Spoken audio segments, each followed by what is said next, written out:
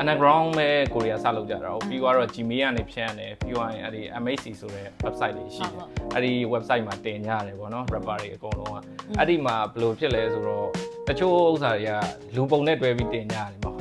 ဟုတ်တဲ့ကာလဆိုတော့တချင်းတွေကအလွဲသုံးစားလုပ်ခံရတယ်ပေါ့ကွာဥပမာကိုနဲ့နာမည်တူတဲ့လူလည်းရှိတယ်တချို့ဥစ္စာတွေဒါတွေကတိုက်ဆိုင်တာပေါ့နော်အဲ့ဒီဥစ္စာတွေကြာရင်သူတို့ဆိုထားတာ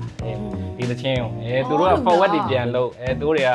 အယောင်ဆောင်လိုမျိုးဖြစ်တာပေါ့ကွာဟုတ်လား Gmail တွေပါလေဟုတ်တယ် Gmail ခစ်တယ်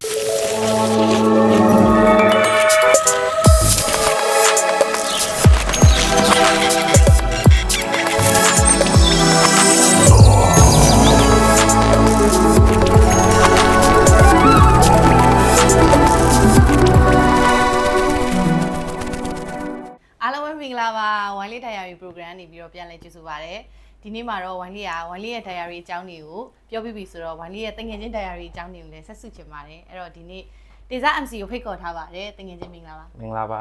အားလုံးပဲမင်္ဂလာပါမတွေ့ရကြပြီဟုတ်ပါငါတို့ Unplugged diary တွေကprogram လေးအဲ့လိုမျိုးမရှိတော့เนาะတိတ်မဆုံးဖြစ်ဘူးအပြင်မှာတော့တိတ်မတွေ့ဖြစ်ကြအပြင်မှာဆုံးဖြစ်ပါတယ်ဆုံးဖြစ်ပါတယ်နင်တို့တိုက်လိုက်အောင်တိုက်အောင်ပြန်ကြအပြင်မှာမဟုတ်လေဒီရောက်မှပြန်ဆုံးပြကြတယ်ဟုတ်တယ်မြန်မာနိုင်ငံမှာတော့တိတ်မဆုံးပြကြအောင်ဆိုတော့ဟုတ်တယ်အဲ့တော့အခုလက်တလောကတော့တချင်းတွေပါရတော့နားထားတာပေါ့နော်တိတ်အေးပေါ့တမလို့ဖြစ်ဘူးပေါ့နော်အချင်းတွေပါညာနဲ့တော့ငါတို့လေဂီတတွေကိုတကယ်ဘယ်လိုရောက်လာလဲပြီးတော့ဘယ်အသက်လောက်ကနေစပြီးတော့မှဒီ music ကိုစလုပ်လဲဆိုတာလေးကိုပရိသတ်တွေရောငါလည်းသိချင်တယ်ဘယ်အချိန်ကနေစဖြစ်လဲဆိုတော့ကွန်ပျူတာတက္ကသိုလ်တက်တဲ့အချိန်ပေါ့ကွန်ပျူတာတက္ကသိုလ်ဒုတိယပထမနှစ်ကိုဒုတိယတစ်ခေါက်တက်တဲ့နှစ်အဲ့ဒါအသက်ဘယ်လောက်လဲအတာကအသက်ဟိုပါပေါ့16ပေါ့16ပေါ့အဲ့ဒီအချိန်မှာတက်ရင်နဲ့ဝါသနာပါတာပေါ့နော်ကိုဝါသနာပါတဲ့လုပ်လေးကိုဘာလုပ်ရင်ကောင်းမလဲဆိုပြီးတော့ကိုရောင်ဒီရောင်လုပ်နေတဲ့အချိန်မှာအဲ့ဒီကိုနဲ့ဝါသနာတူတဲ့တငယ်ချင်းတယောက်နဲ့တော့တွေ့တာပြည့်စုံဆိုတဲ့တယောက်နဲ့ပေါ့နော်အဲ့ 99.99% ထဲကသူတို့အဖွဲ့တွေကဆိုတဲ့တယောက် R&B ဆိုတဲ့တယောက်ပေါ့သူနဲ့တော့ချိန်မိပြီးတော့အတူတူတချင်းလှုပ်ဖို့အတွက်ဒီလမ်းကြောင်းပေါ်စပြီးတော့ရောက်ခဲ့တာပေါ့နော်2000လောက်ကပေါ့2000 mistake တွေပါလေ mistake ကတော့ပြေဆုံးတို့ဘာတို့ကတော့ထုတ်ကြတယ်ငါတော့မလုပ်ဖြစ်ဘူးမလုပ်ဖြစ်ဘူးဆိုတာကိုဘတ်တာကဟိုဘယ်လိုပြောရမလဲအဲ့ဒီလောက်ကြီးထက်တဲ့ဝင်ကိုလည်းကြောင်ညံ့ညင်မဟုတ်သေးဘူးဝါသနာပါရာလေးဥစ္စာပဲစပြီးတော့ငါဝါသနာပါတာဒါဝါသနာပါတာတချင်းဆိုခြင်းနဲ့ဒီကောင်နဲ့လည်းတော့တွေးတဲ့အခါကျတော့ကိုဝါသနာနဲ့ထပ်တူကြတဲ့ကောင်တွေးတယ်ဆိုပြီးတော့လှုပ်ဖြစ်သွားတာဒီလမ်းကြောင်းမှာရောက်သွားတာအဲ့လိုအဲ့တော့ rap တွေဆိုတဲ့ဟာ rap ဆိုရတာကိုပို့ပြီးတော့ဝါသနာပါတာပေါ့ဥမာ melody ဆိုတာနဲ့ rap ဆိုတာနဲ့ဆိုရင် rap ကိုပို့အားသနာပေါ့ဒေသကြတော့အေးပေါ့ rap ကိုပို့ပြီးတော့ဥစ္စာဖြစ်တာပေါ့ melody ကြတော့ဟိုတိတ်လဲမဆိုဖြစ်တာလည်းပါတယ်ပြီးတော့သူများရေးထားတဲ့ချင်းတွေဆိုတော့ဆိုဖြစ်တာပေါ့နော်ကိုဘတ်တာကိုကတော့ဟို melody လည်းရေးတာနည်းနည်းအားနေတယ်အဲ့တော့ rap ကိုတော့ပို့ပြီးတော့အားသနာဆိုတော့ rap လည်းလုပ်ဖြစ်တာပေါ့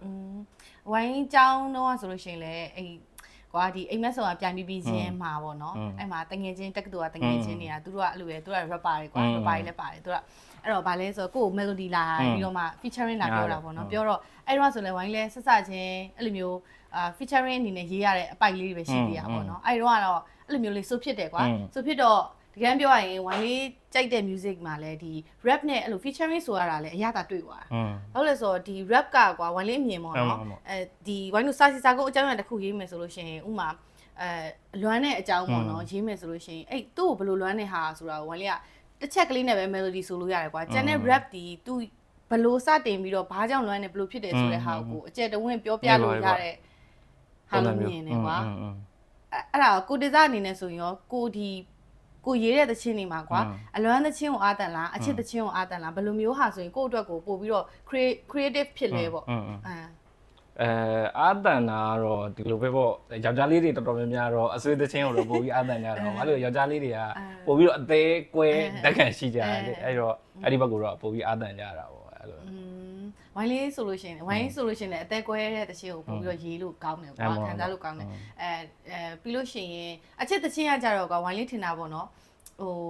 လူတိုင်းကချစ်တတ်တယ်ကွာချစ်တဲ့အကြောင်းလေးကိုဖွင့်တွေ့တာတော့ဟိုပို့ပြီးတော့မှဘယ်လိုပြောရမလဲဝိုင်းအတွက်တော့လွယ်ကူတယ်လို့ခံစားရတယ်ကွာသိလားအလွမ်းသချင်းကြတော့အလွမ်းချင်းတွေဆိုတာအများကြီးရှိတယ်အဲ့အများကြီးထဲမှာကိုဘယ်လိုထိုးဖောက်မှာလဲဥမာ မှာချစ်သူနဲ့ချစ်သူကဘယ်ထွက်သွားတာနိုင်ငံခြားသွားတာလား LDRS လားဒါမှမဟုတ်လို့ရှိရင် break up ဖြစ်သွားတာလားအဲ့လိုမျိုးပေါ့နော်အလွမ်းကိုရေးရတာဝိုင်းလေးအတွက်တော့ challenge ဖြစ်တယ်လို့ခံစားရတယ်တေးစားအတွက်ဆိုလို့ရှိရင်ရောဒီအလွမ်းသချင်းရေးရတာ challenge ဖြစ်လားဘယ်လိုမျိုးခံစားရလဲပေါ့အဲ့ဒီတော့ challenge ဆိုတာတည်းကိုခံစားရင်ဘယ်လိုခံစားနေကိုခံစားနေရတဲ့ feeling ကိုချရေးလိုက်အခါစကလုံးတွေချရေးအေးပေါ့ဟိုပါပေါ့ဒီတိုင်းပဲချရေးတာဟိုဘယ်လိုပြောမလဲဟိုတငယ်ချင်းနဲ့အဲ့ဒီကွန်ပျူတာတက္ကသိုလ်ပထမနှစ်ကိုဒုတိယတစ်ခေါက်တက်တဲ့နှစ်မှာသွားတွေ့တဲ့အခါမှာသူ့ရှီကနေသူတချင်းဘယ်လိုရေးလဲဆိုတဲ့ဥစ္စာကိုကိုကလေးလာခွင့်ရခဲ့တယ်ပေါ့နော်အဲ့ဒီကြတော့သူ့အတိုင်းပဲသူတချင်းဘယ်လိုရေးခဲ့အဲ့ဒီအတိုင်းပဲငါပတ်တာငါဒီစာအုပ်ထဲမှာပေါ့နော်အဲ့လိုကာယံလေးတွေပေါ့ရိုင်းလေးချရေးထားပြီးတော့မှအဲ့ဒီစီလီယောတဲ့စကလုံးလေးတွေကိုရှေ့မှာဖြည့်အဲ့လိုမျိုးလေးဥစ္စာဖြစ်တာလောက်တာဖြစ်တဲ့အတွက်ကြောင့်ဟိုကိုယ့်ရဲ့စိတ်ထဲမှာ challenge ဆိုရတော့မရှိဘူးဘယ်လို feeling လို့ရတော့မရှိဘူးကိုကဟိုတီးလုံးတစ်ပုတ်နားထောင်လိုက်တယ်ကွာဒီတီးလုံး themes လေးကကြတော့ဘယ်လိုအကြောင်းအရာလေးနဲ့လိုက်ဖက်လဲဘယ်လိုမျိုးလေးဆိုလိုက်ရင်ကောင်းလဲအဲ့ဒီကြမှာစကလုံးတွေစီပြီးတော့ထွက်လာတာပဲသူပတ်တာသူကတော့အဲ့လိုမျိုးလေးရှိဝိုင်းဆိုလို့ရှိရင်ခီးသွားလို့ရှိရင်ကွာအဲ့လိုတချင်းဆိုတာကွာအခုဒီတချင်းပုတ်ထွက်အောင်ရေးမယ်ကွာအဲ့လိုမျိုးဆိုမထွက်ဘူးနော်အေးပေါ့ဟုတ်တယ်အဲ့ဒါကတော့အဲ့လိုဆိုမထွက်ဘူးအလုပ်ဖြစ်သွားတာအဲ့ဒါအေးအလုံးလို့ဖြစ်သွားတာဟိုကကြတော့ကိုယ် feeling အတိုင်းကိုကလိုလက်လို့ရေးရင်ကွာထွက်လာတယ်ကွာအဲ့စကလုံးလေးတွေကအဲ့တော့ထားပါတော့ဝိုင်းဘန်ကောက်မှာပဲနေမြန်မာနိုင်ငံမှာနေကွာဘယ်နေရာဘဲနေအဲ့ဒီတနေရာထဲမှာ block ဖြစ်နေပြီဆိုလို့ရှိရင်တချင်းရေးလို့မရတော့အေးပေါ့ဟိုကလူရဲ့စိတ်ကဘယ်လိုပြောရမလဲပေါ့ပါနေမှရမှာလေဟိုတခုအဲ့လိုမျိုးလေးလံနေရတော့စိတ်ပင်ပန်းနေရတော့စိတ်ထဲမှာတခုညှဉ်းညူနေရပါဆိုအနုပညာဖန်တီးဖို့အသိအဆင်မပြေဘူးလေအဲ့လိုမျိုးလေးရရှိပါအဲ့ဒါကြောင့်လို့အခုဝိုင်းဆိုရင်ကိုတေသားဆိုရင်တချင်းရေးတာဘယ်လောက်ရှိသွားလဲမှတ်မိလား2018လောက်ကဆိုအခု2025တော့9နှစ်လောက်တော့ရှိပြီပေါ့ဟုတ်ကြနော်အခုဝိုင်းဆိုရင်မရဆိုရင်3နှစ်4နှစ်လောက်ရှိပြီကွာ4နှစ်လောက်ရှိပြီတချင်းလုံးဝရေးလို့မရဘူးအေးပေါ့တန်စင်လည်းမထွက်လာဘူးဟိုစာသားလည်းမထွက်လာဘူးခန်းစားချက်လည်းမဖမ်းမိဘူးအတူပါပဲအဲ့လိုဖြစ်နေရလေဟုတ်တယ်အဲ့လိုလည်းခုနပြောလိုမျိုးပဲလေအနုပညာသမားတွေကစိတ်ကပျော်ရွှင်နေမှလွတ်လပ်နေမှဖန်တီးလို့ရတာဆိုတော့အနုပညာအခုကကိုတွေကြတော့ဟိုစိတ်အစင်မပြေရတာတွေပင်မရတာတွေပဲဒီလိုပြီးွားနေရထိုင်ခင်းနေရတွေကအစနိုင်ငံအကူပြောင်းနေရအစအဲ့လိုမျိုးလေးအကြောင်းဆိုတော့စိတ်ထဲမှာလွတ်လပ်မနေဘူးလေအရင်လိုသိအောင်လားပေါ့ပါဖြစ်မနေတဲ့အခါကျတော့အနုပညာဖန်တီးတဲ့ဥစ္စာမှာအဟံတာဖြစ်နေတာပေါ့အဲ့လိုမျိုးအဲ့ဒါကြောင့်ဟိုအနုပညာသမားဆိုတော့စိတ်ရှင်းနေမှရမယ်เนาะအဲ့လိုမျိုးဖြစ်မှလေပြီးလို့ရှိရင်နောက်တစ်ခုရှိတာကြတော့ဟိုကိုယ်တိုင်ဝိုင်းလေးကိုယ်တိုင်ဆိုလို့ရှိရင်ကွာရင်းတော့တချင်းရေးလို့ရှိရင်အဲ့လိုတချင်းမျိုးစုံနားထောင်တယ်ကွာတချင်းအဲ့လိုကိုရီးယားချင်းလည်းနားထောင်တယ်တရုတ်ချင်းလည်းနားထောင်တယ်ကိုခံစားချက်ဆိုလို့ရှိရင်ဝိုင်းလေးတို့ကြ pop တချင်းရေးရတာကိုရေးရတော့အဲ့ pop တချင်းရေးပြီဆိုလို့ရှိရင်ကွာတရုတ်တန်စင်ကမြန်မာနားထဲမှာ directly ရောက်တယ်ဟုတ်ဆိုသူ့ရဲ့ core frame တွေပေါ့နော်အဲ့ဒါတွေက pop တချင်းတကယ်ကို king of the pop လို့ပဲပြောရမလားမသိဘူးအဲ့တရုတ်တန်စင်ဆိုရင်မြန်မာက copy ပဲဆိုအဲ့ဒါ reference ယူပဲရေးတချင်းပေါက်တယ်နော်နိုင်ရင်မိသားဖြစ်နေအေးနိုင်ရင်မိသားဖြစ်နေရလေအဲ့ဒါဥပမာဆိုရင်ဝိုင်းလေးရဲ့ target မှာလာတချင်းဆိုရင်တရုတ်တချင်းသူက original တရုတ်တချင်းကိုအဲ့ဒီတရုတ်ဒီထက်ပေါ့နော်ဝိုင်းလေးအိမ်မက်ဆောင်ရပြီးတော့အဲ့တချင်းကိုဟုတ်တယ်လာရောင်းတာပေါ့နော်ရောင်းတော့သူတဲ့တချင်းလေးရှိတယ်ဆိုတော့ဒါတရုတ်တချင်းမူရင်းတချင်းဆိုတော့နောက်တော့ကြည့်တော့အော်အဲ့ဆိုရင်မြန်မာစာသားနဲ့ဆိုလဲအဆင်ပြေတာပဲပေါ့နော်ဟုတ်ထားခဲ့မလားဆိုတော့အဲ့ဒါသူ့ရဲ့တရုတ်တန်တွေပါတာပေါ့နော်ဆိုတော့အဲ့ဒါသူကကွက်တီသွားကြအဲ့တော့ဟိုဆိုလိုတဲ့သဘောကွာမြန်မာတချင်းတန်စင်ကိုကပြန်ရေးမယ်စုတုပြုတ်လုပ်မယ်ဆိုလို့ရှိရင်အဲ့တရုတ်တချင်းတို့နောက်ပြီးလို့ရှိရင်အခုနောက်ပိုင်းဆိုတော့ကိုရီးယားတချင်းလေးတွေကဟိုဘာပြော drama music ဟို drama လေးပါလေ OST တချင်းလေးတွေပါလာပြီလေဒီဟိုဇလန်တွဲတွေမှာဆိုလို့ရှိရင်လည်းဆိုတော့ကိုရီးယားတန်စင်ဘက်လေးပြောင်းလာပေါ့နော်ဝိုင်းလေးအနေနဲ့ဆိုရင် pop တချင်းရေးလို့ရှိရင်ကျတော့ဝိုင်းလေးကအဲ့လိုမျိုးပေါ့ဟို international ချင်းနေနားထောင်တယ်အဲ့ဒါလေးတွေကိုစုတုပြုတ်လဲလုပ်တယ်ပြီးတော့ကိုယ့်ရဲ့ဟိုစုံနေကြအတန်အထာရှိရကွာ style တစ်ခုရှိရကွာဒီလားအဲ့လိုမျိုးဥမာဟိုဆိုတော့တိုင်းမှာကွာကိုယ့်ရဲ့ရှေ့မှာစုံနေကြတစ်ခုရှိရကွာဥမာဝိုင်းလေးကိုပိုးထက်နဲ့တွေ့တော့ဆိုလို့ရှိရင်သူ့ရဲ့ရှေ့ဆုံးမှာလေအာဝူးဆိုပြီးဟုတ်တယ်ဒီလားသူစားဒါဒီသချင်းနားထောင်တာနဲ့ဒါသူ frame လို့ဖြစ်နေတာပေါ့အဲ့လိုမျိုးဝိုင်းလေးဆိုလို့ရှိရင်လည်းအဲ့လိုမျိုးလေးရှိရကွာအဲ့လိုမျိုးအရေးဖွဲ့လေးရှိရကွာဝိုင်းတို့ feature အဲ့ခစ်တဲ့အချစ်မှာဆိုလို့ရှိရင်လည်းဆိုထားရတယ်မှာလည်းဝိုင်းလေးအဲ့လိုမျိုးလေးပုံစံလေးဆိုထားရတယ်ဆိုတော့ကိုဒီဇိုင်းမှာအဲ့လိုမျိုးကိုယ့်ရဲ့အဲ့လိုမျိုး style ရှိလားအဲ့လိုမျိုးကိုစုံနေကြပုံစံမျိုးကွာစကားလုံးတစ်ခုခုဆိုရင်မှတ်မိလားစကားလုံးဆိုတော့အဲ့ဒီကိုရီစဆိုတဲ့ခေတ်မှာကျတော့ဟိုဘယ်လိုပြောရမလဲ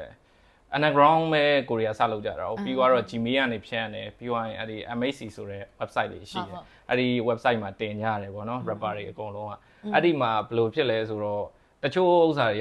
ကလူပုံနဲ့တွဲပြီးတင်ကြတယ်မဟုတ်တဲ့ကာလဆိုတော့တချင်းတွေကအလွဲသုံးစားလုပ်ခံရတယ်ပေါ့ကွာဥပမာကိုနဲ့နာမည်တူတဲ့လူတွေလည်းရှိတယ်တချို့ဥစ္စာတွေဒါတွေကတိုက်ဆိုင်တာပေါ့နော်အဲ့ဒီဥစ္စာတွေကြာရင်သူတို့ဆိုထားတာဒီတချင်းကိုသူတို့က forward တွေပြန်လုပ်သူတို့တွေကအယောင်ဆောင်လိုမျိုးဖြစ်တာပေါ့ကွာဒီက Gmail တွေပါလေဟုတ်တယ် Gmail ခစ်တယ်အဲ့ဒီမှာကိုရဲ့အဲ့လို track တွေပါဟုတ်တယ် unknown track တွေနဲ့ဟုတ်တယ်အဲ့ဒီတော့ကလည်းလူတန်းအတွင်းကြကြကြီးအရင်သုံးတဲ့ခစ်မဟုတ်ကွာသိရမလားMP3 တဲ့ပဲဒီတိုင်းပဲထဲ MP3 တော့မှလူတိုင်းမရှိကြတဲ့ခစ်လေအဲ့လိုမျိုးဆိုတော့အဲ့လိုတချင်းတွေကဘယ်လိုပြောမလဲသူများတွေကနာမည်ယူသုံးတာလည်းခံရတယ်အဲ့လိုမျိုးဥစ္စာလေးတွေတော့ရှိတာပေါ့နော်အဲ့ဒီခစ်ကလာမှာဆိုတော့အဲ့တော့ကိုက treatment လေးတွေထည့်ရတာခုနကပြောလို့ဘလိုလေးတွေမှာပဲတချင်းကြတူတော့တူမနေဘူးကွာအမြဲတမ်းကြတော့သူကတချင်းနဲ့လိုက်အောင်ပေါ့နော်တီးလုံးဆိုရင်အခုနောက်ပိုင်းတီးတဲ့လူတွေဆိုသူတို့ရဲ့ logo လေးတွေပါသူတို့ကထည့်ပြီးတော့တီးနေကြတယ်ကွာအဲ့လိုမျိုးဥစ္စာလည်းအေးပါသူတို့တီးတယ်ဆိုတဲ့ဥစ္စာပေါ့နော်အဲ့လိုမျိုးလေးပဲကိုရီလည်းအရင်တော့ကတချင်းဆိုတဲ့အချိန်မှာအဲ့လိုကိုရီနာမည်ထည့်ဆိုပါဥပမာတေစားဆိုရင်တေဇ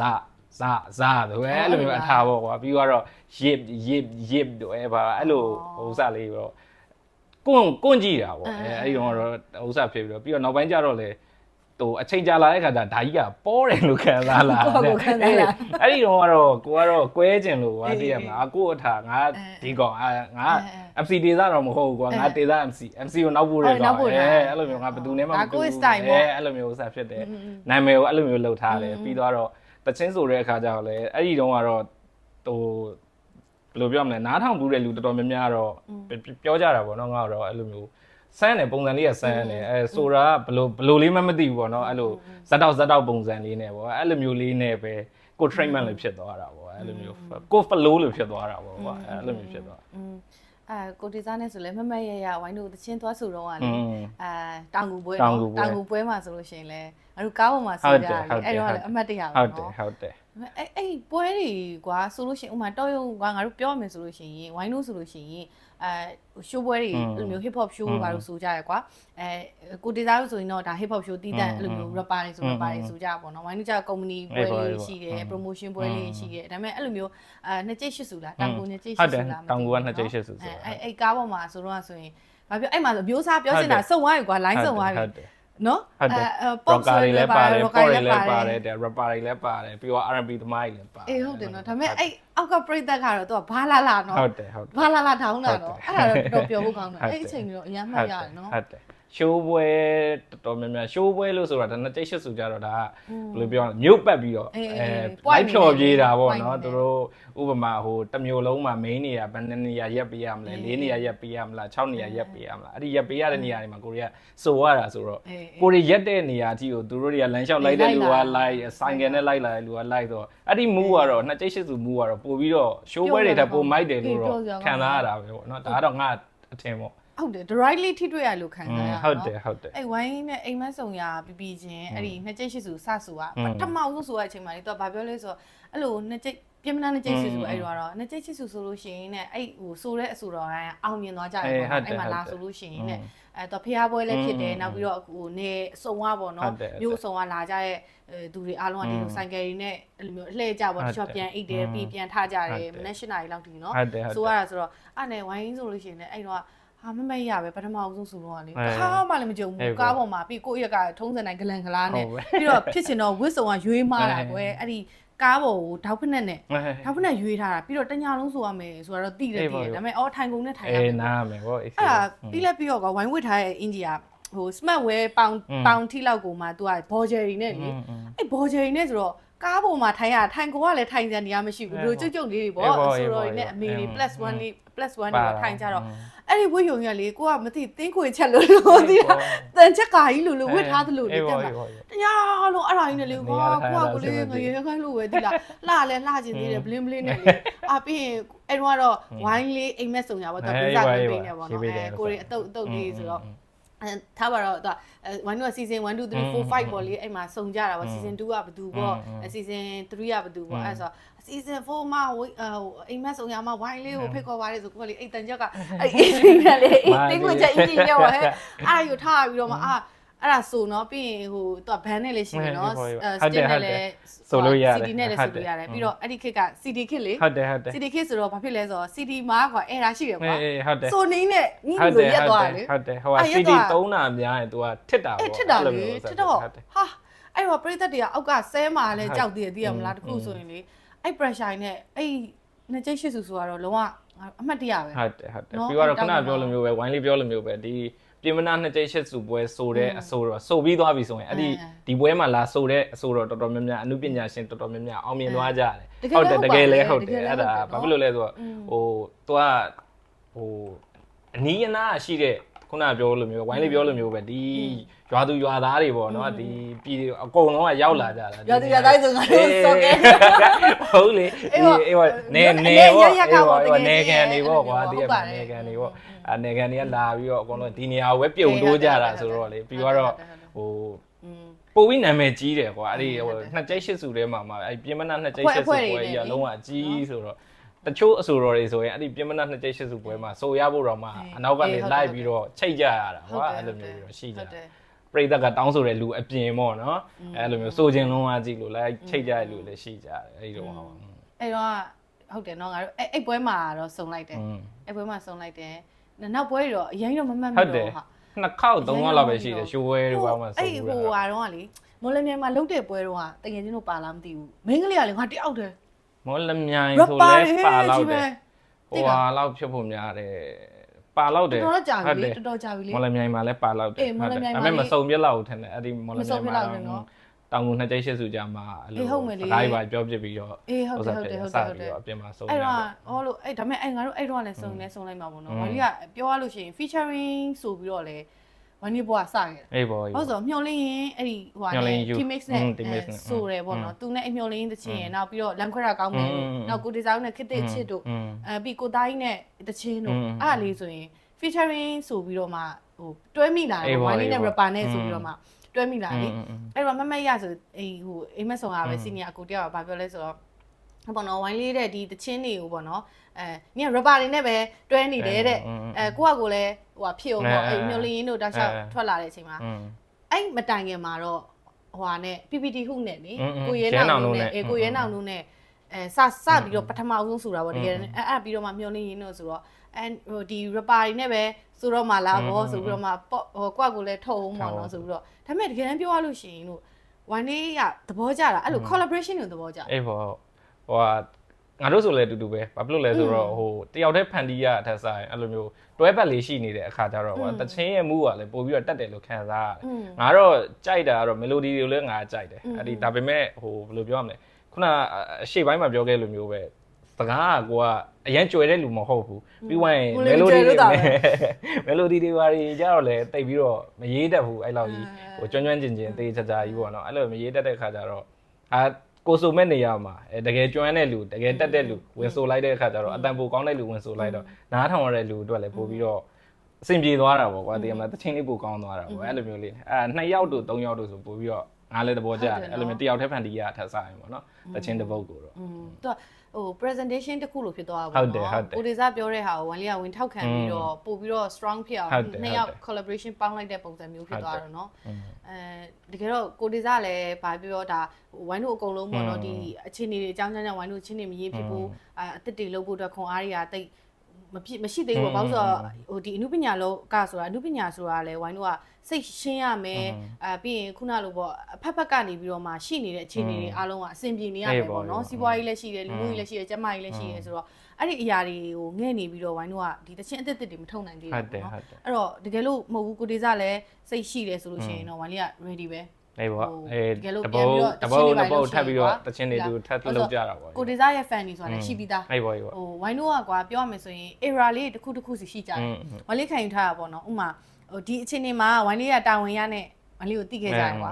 ထပ်လက်ခံမိသားနဲ့တိတယ်ဒါပေမဲ့အဲ့ဒီလက်ခံမိသားတချင်းကိုကြော်ဘူးဆိုတာဝိုင်းလေးအတွက်တော့ကိုဒေစာအတွက်တော့မသိဘူးနော်ဝိုင်းလေးတော့ကမလွယ်ဘူးဘာလို့ဆိုဒီတချင်းကြီးကိုကြော်ဖို့ဆိုတာကွာကိုကအဲ့ဒီလက်ခံမိသားရေးတော့ဆိုရင်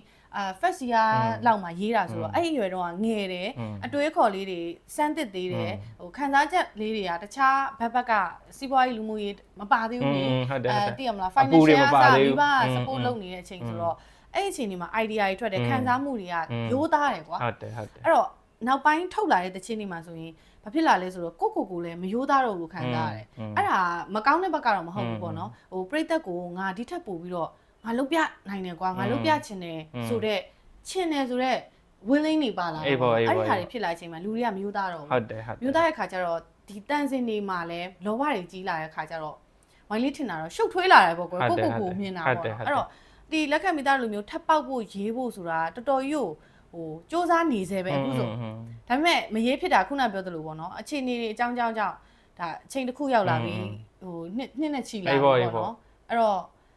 ဘာပဲပြောခုနလိုပြန်ဆက်ရမယ်ဆိုရင်ဒီ era တစ်ခုမှာဝိုင်းလေးလက်ခံမိသားတာဝန်ရလေးနဲ့ဖြစ်ခဲ့တယ်အဲ့ဒီ fan တွေကဝိုင်းလေးတို့နဲ့အသက်တူရွယ်တူတွေလည်းပါမယ်ဒါပေမဲ့ဒီ generation တွေကလေးတွေဆိုလို့ရှိရင်ဝိုင်းလေးတို့သိချင်မှသိမှာအေးပေါ့ဘာလို့ဆိုဒီကိုယ့်ရဲ့ era မှာကိုယ့်ကိုသိခဲ့တဲ့သူတွေကအသက်ကြီးလာပြီလေအသက်ကြီးလာရှိရတချို့ကြတော့စီးပွားရေးပိုင်းမှာကိုရီလိုပဲတခြားလူတွေလည်းရုန်းကန်နေရတာပဲအဲ့တော့သူတို့ရဲ့စီးပွားရေးနယ်ပယ်မှာရုန်းကန်နေတော့ဒီ entertainment ဘိုင်းကိုသူတို့စိတ်ဝင်စားနိုင်တော့အခါကျတော့ဝိုင်းလေးတို့ era တဖြည်းဖြည်းနဲ့ပြောမယ်ဆိုသတိမထားမိတယ်လို့ဖြစ်လာတာပေါ့အဲ့တော့ဒီအခုအစီအစဉ်မှာဆိုလို့ရှိရင်လည်းအခုတေးစားနဲ့ဒါအခုလိုပြန်တွေ့ရဆိုတာလဲဝိုင်းတို့က offline မှာတော့တွေ့ရကွာဒါပေမဲ့ဒီလိုမျိုးပေါ့ကင်မရာနဲ့တငယ်ချင်းတွေနဲ့ဟိုတငယ်ချင်းတွေလည်းကြည့်မှာပဲကွာဆိုတော့ဒီလိုမျိုးဟဲ့ငါတို့ကဒီလိုမျိုးစကားတွေငါတို့တွေ့ကြတယ်ငါတို့ဟိုဟာဖြစ်ကြတယ်ပေါ့ဒီခန်းစားချက်လေးတွေ sharing လုပ်ကြတယ်ဆိုတာလေးကိုပြည်သက်တွေကိုလည်းဒါဝိုင်းတို့ကကောင်းတဲ့ဘက်ကနေသိစေချင်တယ်အေးပေါ့ဟုတ်ဆိုကိုတေးစားဆိုလေအေးတယ်အေးပေါ့ဝိုင်းလေးဆိုလို့ရှိရင်လည်းဟိုပြောရမယ်ဆိုရင်အရင် social ကြီးဒီလိုမျိုးတိတ်မလုပ်တတ်ဘူးကွာကိုယ့်ရဲ့ဒီ environment လေးတစ်ခုမှာပဲကိုကနေတာများကြတယ်ငါတို့ကအဲ့လိုပုံစံလေးကွာအဲ့လို cozy vibe လေးပဲကြိုက်ကြကွာဆိုတော့ဟိုပြောရရင် black marketing လည်းမလုပ်ဘူး interview တွေလည်းဖြေတာမျိုးမရှိတဲ့အခါကျတော့ငါတို့ရှိနေသေးတယ်ငါတို့တွေဒီအရာလေးတွေကိုငါတို့စက်ကြိုးစားနေသေးတယ်ရင်ထဲမှာရှိနေသေးတယ်ဆိုတဲ့ဟာဝါနေကဒီအစီအစဉ်ကနေတမင်တကာဟိုဒါဒီလိုတွေ့ပြီးရိုက်တာကွာတကယ်ချင်းနော်အဲ့တော့ဟိုပြောမယ်ဆိုရင်ကိုဒီဇာကိုလည်းဝမ်လေးကအားပေးတယ်ကို era မှာလည်းကိုကတခုဖြစ်ခဲ့ပြီအဲ့တော့ဟိုဒါအောင်မြင်မှုမအောင်မြင်မှုဆိုတာကိုယ့်ရဲ့စိတ်နဲ့တိုင်းတာလို့ပဲဝမ်လေးကခံထားတယ်အေးပေါ့ဥမာကွာကိုလူကအရန်ကြီးဖြစ်လာပြီလို့ထင်နေပေမဲ့မင်းကမကြိုက်ဘူးကွာမင်းမလားအောင်မြင်ပြီမင်းကမကြိုက်ဘူးကွာဆိုရင်အဲ့ဒါယူကိုကယူလိုက်သွားပြီလေဟာငါမအောင်မြင်ခဲ့ငါမအောင်မြင်ဘူးဆိုတာဖြစ်မှာပေါ့အဲ့တော့ဒါပေမဲ့ကိုယ့်ဘက်ကလည်း word လုပ်တော့ရှိရမှာပေါ့ကိုဘာတွေလုပ်ခဲ့တယ်ဆိုတဲ့ဟာတော့ရှိရမှာပေါ့နော်နေနိုင်ရင်တော့ငါအောင်မြင်နေဆိုပြီးတော့ဖြစ်နေလို့တော့မရဘူးပေါ့နော်အဲ့တော့ဝိုင်းလေးကတော့အခုပေါ့နော်ဒီအစီအစဉ်ကိုဒီလိုမျိုးရိုက်တယ်ဆိုတာလည်းအခုလိုမျိုးပေါ့ဝိုင်းလေးက interview တွေဖြေတာနေတယ်ကိုယ့်ရဲ့ platform ကနေပဲကိုယ့်ရဲ့ချစ်တဲ့တငယ်ချင်းတွေနဲ့ဟိုအမှုပညာကိုချစ်နေသေးတယ်ဝိုင်းလေးဆက်ပြီးတော့စူးစမ်းနေသေးတယ်ဆိုတဲ့အရာလေးကိုဒါပြောပြချင်တာပေါ့အေးပေါ့အဓိကတော့ main point ကတော့အဲ့ဒါပေါ့main point ကတော့အဲ့ဒါပေါ့အဲ့တော့ကိုဒေဇာအနေနဲ့လည်းတကယ်လို့အမှုပညာပေါ့နော်ဆက်ပြီးတော့ပြန်လုပ်ချင်တယ်ဆိုလို့ရှိရင်ဟိုဘယ်လိုမျိုးဟိုဆက်ပြီးတော့သွားခြင်းလဲပေါ့ဥမာ lyric video အခုဆိုရင်ကွာပြောရရင် trend ပြောင်းသွားပြီเนาะအေးပါ TikTok တို့ TikTok တွေဖြစ်လာတယ်နောက်ပြီးတော့ lyric video တွေဖြစ်လာတယ် music video ဆိုတာနောက်မှလိုက်လာတော့ဟုတ်တယ်အဲ့ဒီအပေါ်မှာကိုဒေဇာဘယ်လိုမြင်လဲ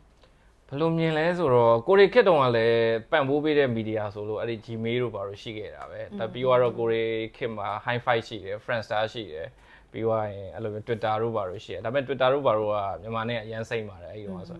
Gmail ရှိတယ်ခုနကပြောတဲ့ MAC website ရှိတယ် high five ရှိတယ် Friendster ရှိတယ်ဒီဘော်တွေကပဲတချင်းကထိုးပေါက်ခဲ့ရတာအခုကကြတော့သူတို့က social application တွေပြောင်းသွားတယ်အခုကခုနပြောလို့ဝိုင်းလေးပြောလို့မျိုးပဲ TikTok တို့ဘာလို့ဖြစ်သွားပြီ YouTube တို့ဘာလို့အဲ့ဒီခက်မှာ YouTube တို့ဘာလို့ကမြန်မာနိုင်ငံကနေဝင်လို့မရဘူးအဲ့ဒီခက်မှာကိုရီခက်တုံးက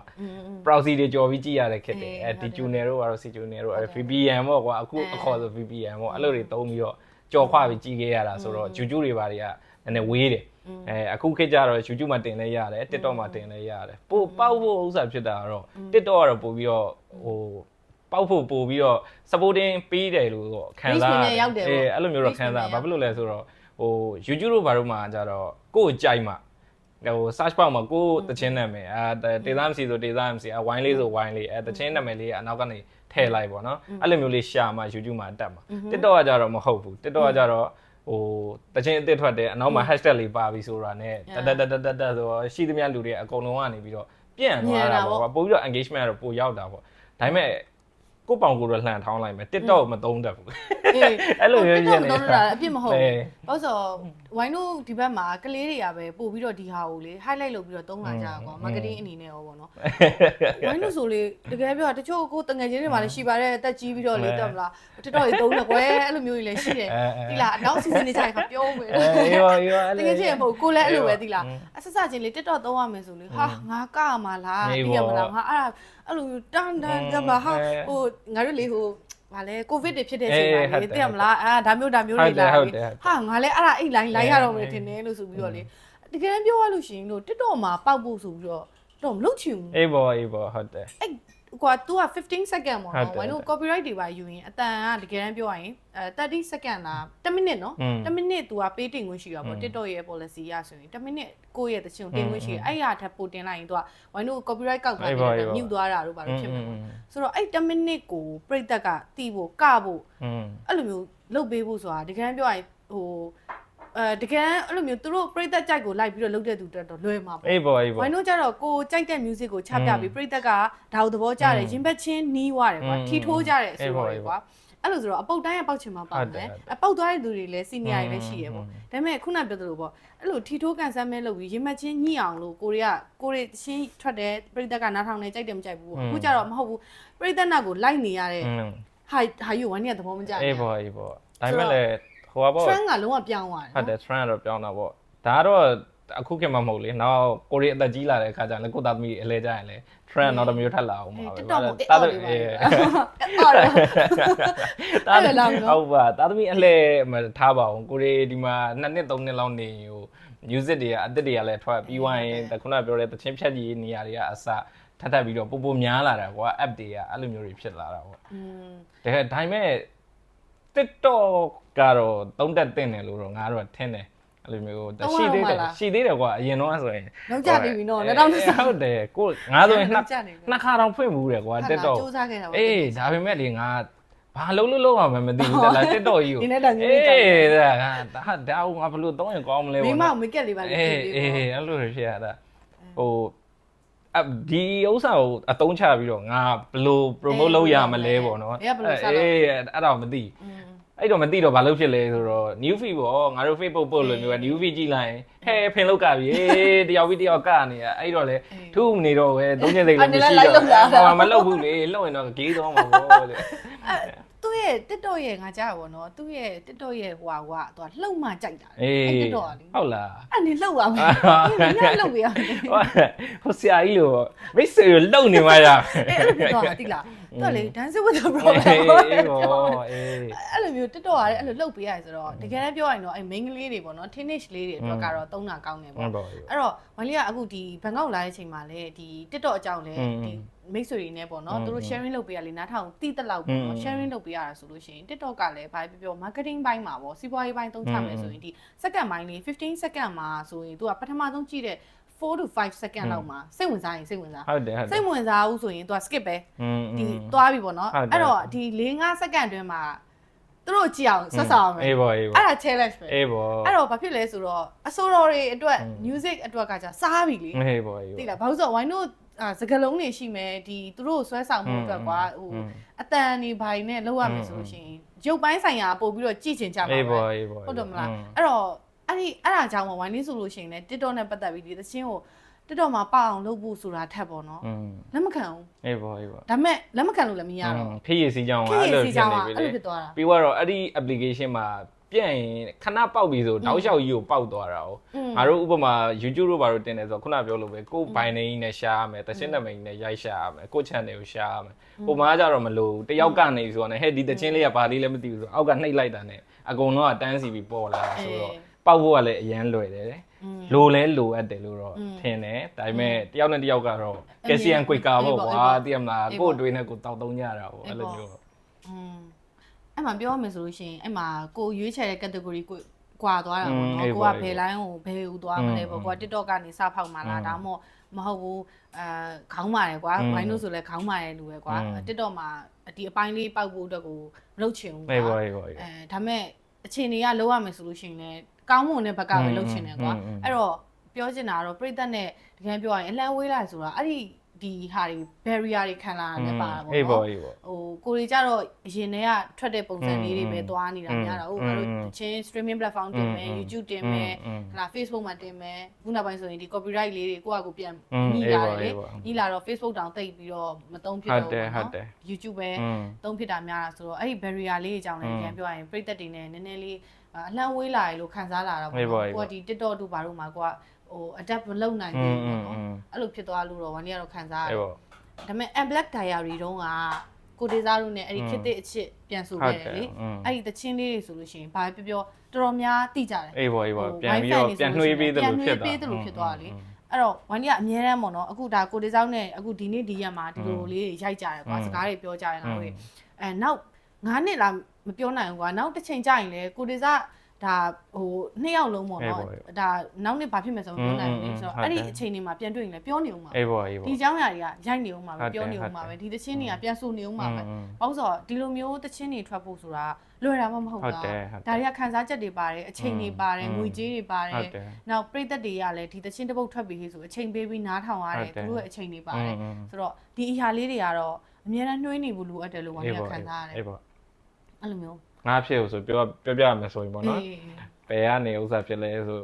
ကိုတချင်းနေအရင်တော့ဆိုအဲ့ဒီ MP3 လေးရှိတယ်ကွာ MP3 လေးရှိတော့ကိုရီအများဆုံးတင်ပြတာ media file ကနေတင်ပြတယ်အဲ့ media file မှာတင်ထားတဲ့ folder တွေတချင်းတွေကရှိတယ်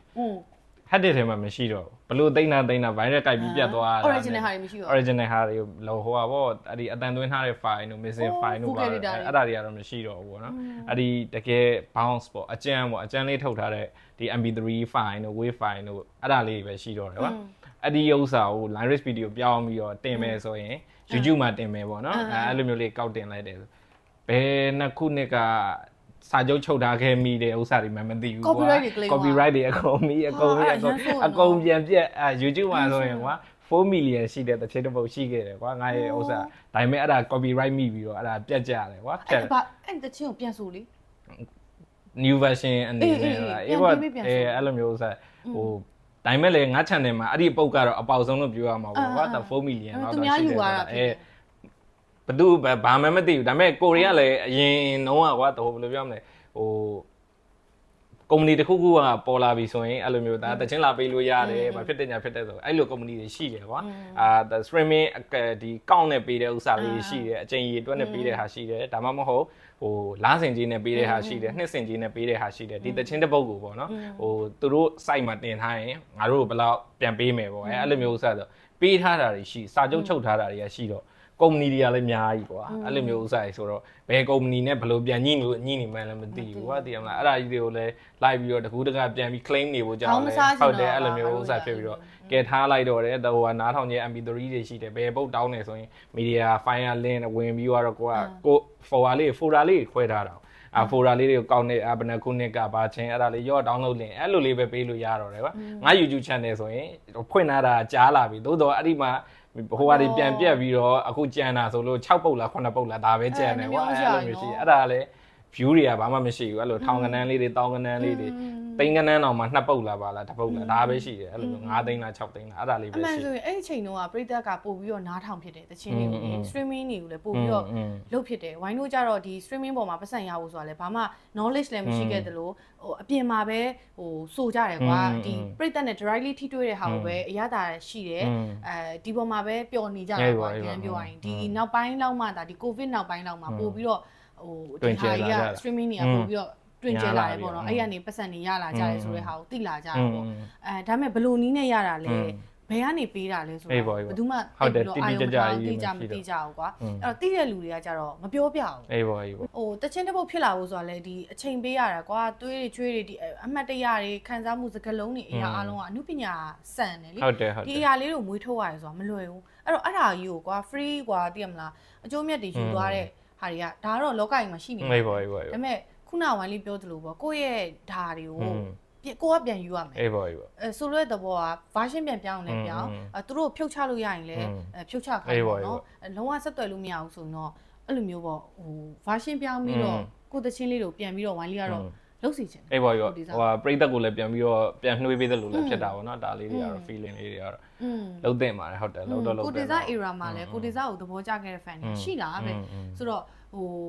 အဲ့ဒီသူတွေကိုကွာပြန်ပြီးတော့ကွာဟိုတင်ဆက်ချင်တယ်ပေါ့ကိုတေစာအနေနဲ့အဆင်ပြေတဲ့ဆိုတဲ့အချိန်မှာပြန်တင်ဆက်ချင်တယ်ဆိုရင်တော့အဲ့တချင်းလေးတွေကိုပြန်ပြီးတော့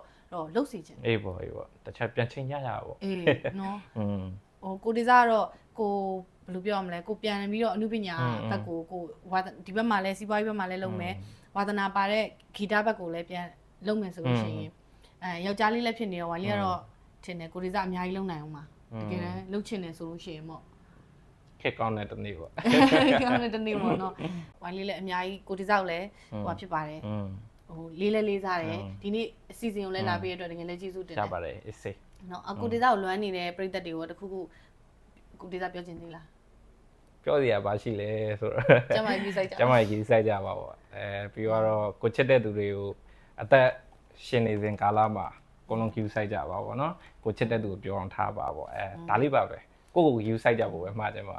အချစ်ဘရင်စီရနေတော့အချစ်ကြောင်းတွေလည်းအများကြီးတင်ရပါတယ်အများနဲ့လေးလာဖြစ်ပါတယ်ဒါကိုတေစာတို့လင်များဆိုလဲ idol လင်များပေါ့နော်ဘာလို့ဆိုတော့ကိုတေစာအမျိုးသမီးကလည်းအရန်တော်တယ်အရန်တော်တယ်ကိုတေစာကိုအရန် support လုပ်ပေးတယ်ဟိုအနုပညာသမားမှာနော်အဲ့လိုမျိုးဟိုဘယ်လိုပြောရမလဲထောက်တိုင်လိုမျိုးပေါ့နော်အမာခံအနေနဲ့အများနဲ့ support လုပ်ပေးမယ်သူတယောက်ဆိုတာအများလိုပဲအေးပေါ့စိတ်ပိုင်းဆိုင်ရာပဲဖြစ်ဟို